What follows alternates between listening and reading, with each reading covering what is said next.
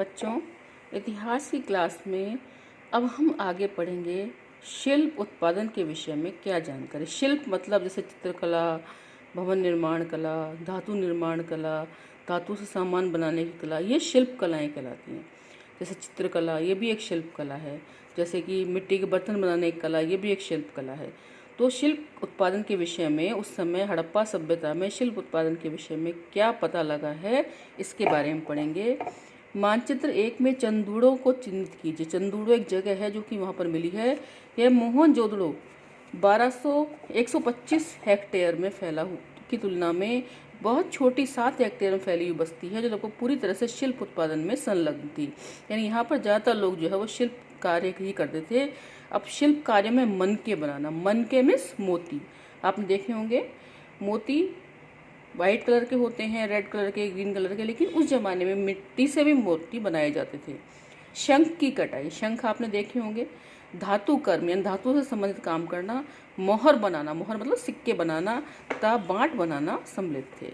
मनकों के निर्माण में प्रयुक्त पदार्थों की विविधता उल्लेख, यानी मनके जो थे वो किस किस चीज़ों से बनाए जाते थे। कार्निलियन सुंदर लाल रंग का जेस्पर, स्फटिक, क्वार्ट्ज तथा सैल खड़ी जैसे पत्थर, यानी ऐसे जो चीज़ों से मनके बनाए जाते थे। तांबा, कांसा तथा सोने जैसी वस्तुएं तथा शंख, फयांस और पक्की मिट्टी, सभी का प्रयोग मनके बनाने में होता था। इन सब चीज़ों का प्रयोग जो है वो मनके बनाने में किया जाता था।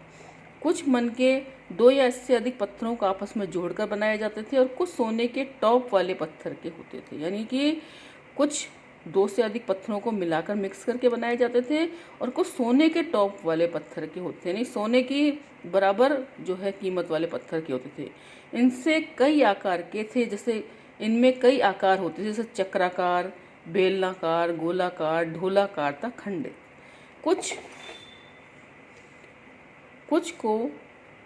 कुछ का उत्कीर्णन या चित्रकारी के माध्यम से सजाया जाता है, यानी कुछ के ऊपर जो है चित्रकारी की जाती थी और कुछ पर रेखाएं उकेरी यानी लाइनें खींची जाती थी। मनके बनाने की तकनीक में प्रयुक्त पदार्थ के अनुसार भिन्नताएं थी। सैलखड़ी जो एक बहुत ही मुलायम पत्थर है, सैलखड़ी मतलब जैसे अपने मुल्तानी मिट्टी मान लो आप, पर आसानी से कार्य हो जाता था। कुछ मनके सैलखड़ी चूर्ण के लेप को सांचे में ढालकर तैयार किए जाते थे। आपने देखा होगा कि आज भी प्लास्टर ऑफ पेरिस से सांचे में ढालकर मूर्तियां वगैरह तैयार करते हैं। इससे ठोस पत्थरों से बनने वाले केवल ज्यामितीय आकारों के विपरीत कई विविध प्रकार के मनके बनाए जा सकते थे। मतलब सांचे में ढालकर जो है वो अलग अलग तरह के मनके बनाए जा सकते थे, जबकि वैसे अगर आप हाथ से बनाओगे तो कुछ 1-2 आकार के बनेंगे।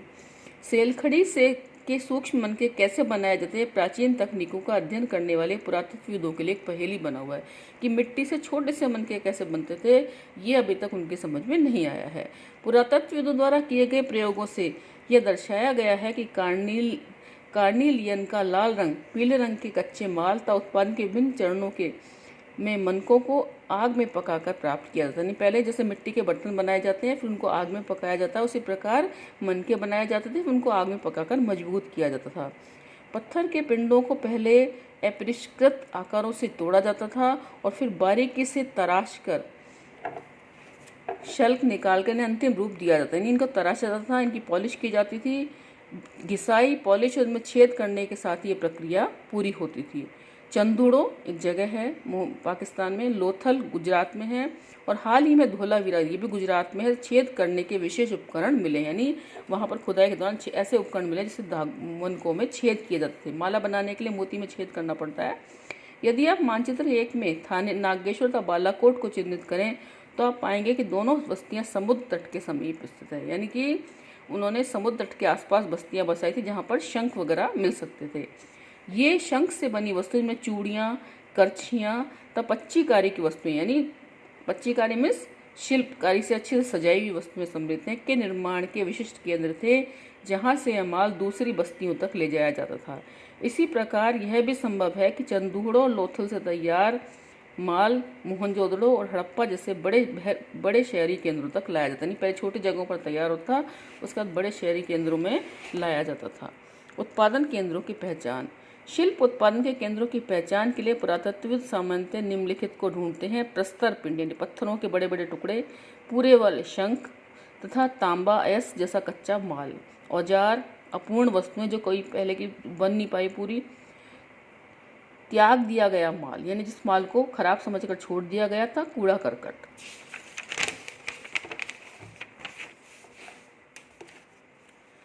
यहाँ तक कि कूड़ा करकट शिल्प कार्य के सबसे अच्छे संकेतों को में एक है। उदाहरण के लिए यदि वस्तुओं के निर्माण के लिए शंख अथवा पत्थर को काटा जाता था तो इन पदार्थों के टुकड़े कूड़े के रूप में उत्पादन के स्थान पर ही फेंक दिए जाते थे। इससे पता लगाया जा सकता है पुरातत्वविदों की द्वारा कि किन किन चीज़ों के मनके बनाए जाते थे। कभी कभी कई बेकार टुकड़ों को छोटे आकार की वस्तुएं बनाने के लिए प्रयोग में लिया जाता, परंतु बहुत छोटे टुकड़े को कार्यस्थल पर ही छोड़ दिया जाता था। ये टुकड़े इस ओर संकेत करते हैं कि छोटे विशिष्ट केंद्रों के अतिरिक्त मोहनजोदड़ो तथा हड़प्पा जैसे बड़े शहरों में भी शिल्प उत्पादन का कार्य किया जाता था। अब है माल प्राप्त करने संबंधी नीतियाँ, ये मैं आपको कल पढ़ाऊँगी। आज अभी इतना ही पढ़िए, क्योंकि आपके पास किताबें नहीं हैं, सबसे बड़ी बात तो ये है। तो आप वीडियो को ध्यान से देखिए और इसमें से समझने की कोशिश कीजिए। जब मैं नोट्स भेजूँगी तो आपको इसकी फ़ोटो भेजूँगी सब।